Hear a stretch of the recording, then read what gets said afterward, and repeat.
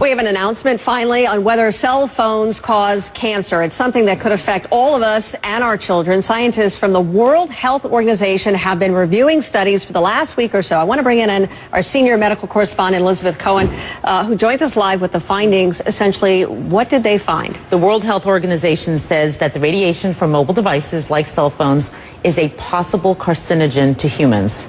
This is a very big deal because you and I have done segments about this before. Sure. It has gone back and forth. And this is really the first time that a large group, and it doesn't get any more sort of prestigious in many ways than the WHO, to say that it's a possible carcinogen.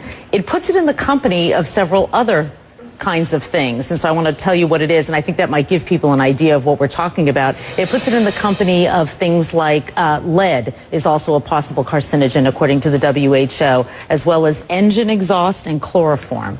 So that sort of gives you an idea of the kind of risk that we're talking about here. So I can't help but ask, I mean, should we be alarmed? Should we be freaking out over this information? You know what? I really hope that people who are listening to me are not freaked out.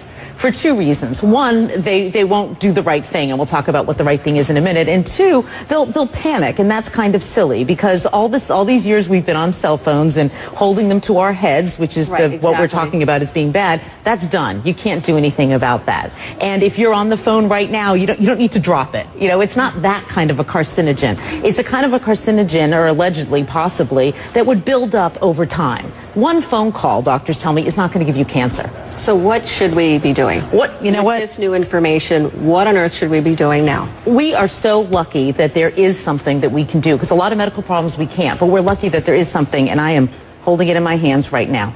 You use a device to keep that phone away from your head. Okay, I'm going to make it very simple. This is what experts that I talk to don't want you to do. This radiation is very close to your head. The minute that you put one of these in, you can hold the phone at a distance. At this distance, that radiation is dissipating.